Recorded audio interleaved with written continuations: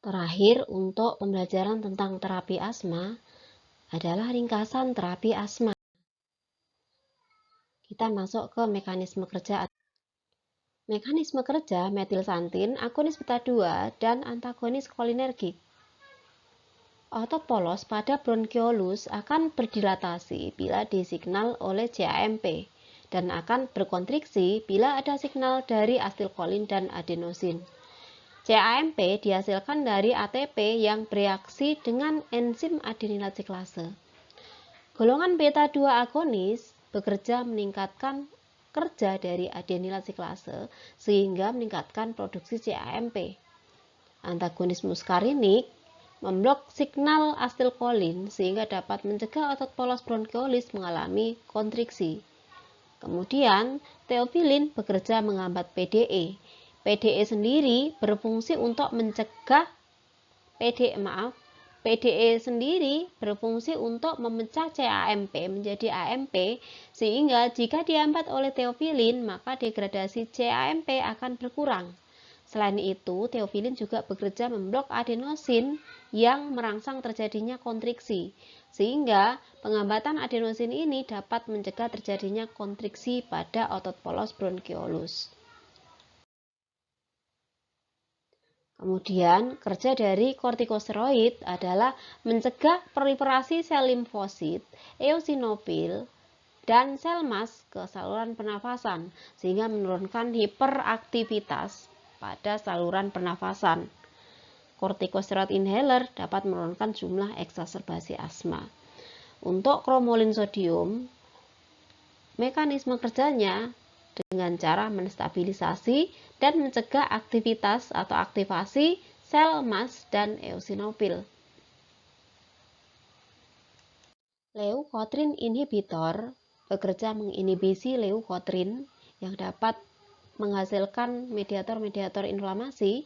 Contoh obatnya ada Xileuton, kemudian ada juga Zafirlukaz, LTD4 reseptor antagonis. Kemudian omalizumab mencegah IgE berikatan dengan sel mast. Kemudian kita ke prinsip terapi. Terdapat dua macam terapi pada asma, reliever dan controller. Untuk reliever digunakan untuk serangan asma. Serangan asma adalah peningkatan gejala asma dalam waktu yang singkat. Diperlukan kerja obat yang lebih cepat dan dengan dosis yang lebih tinggi. Nah, untuk controller digunakan untuk asma stabil. Diperlukan kerja obat yang lebih lama dengan dosis yang lebih rendah. Nah, secara umum, reliever diperlukan obat dengan onset kerja yang tinggi sehingga butuh dosis obat yang tinggi. Contoh obatnya ada SABA di sini dengan cara inhalasi, kemudian kortikosteroid, metilsantin, dan antikolinergik.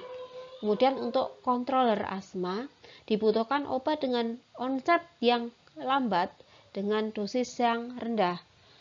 Contoh obatnya ada LABA, kemudian steroid inhalasi, LTRA, dan teofilin lepas lambat. Di sini SABA masih ingat ya, SABA adalah short acting beta agonis, kemudian LABA adalah long acting beta agonis, kemudian LTRA adalah leukotrin reseptor antagonis. Untuk pengobatan lebih tepatnya disesuaikan dengan tingkat keparahan asmanya. Terapi pada serangan asma pada mild moderate diberikan SABA sebanyak 4-10 puff plus pacer tiap 20 menit selama 1 jam, prednisolon 1 mg per kilogram berat badan, dan oksigen untuk mencapai saturasi 93-95%. Jika kondisi membaik, maka sesuaikan dengan obat controller. Jika gagal, maka pasien harus dirujuk ke rumah sakit. Nah, pada pasien dengan kondisi severe dan life threatening, maka pasien harus langsung dirujuk ke rumah sakit untuk mendapatkan IV kortikosteroid, kemudian magnesium sulfat dan teofilin. Nah, di sini untuk terapi kontrolernya mulai dari step 1 dengan step 5. Untuk step 1 cukup diberikan obat reliever, kemudian step 2 diberikan obat reliever ditambah dengan ICS, kemudian step 3 dan seterusnya ya.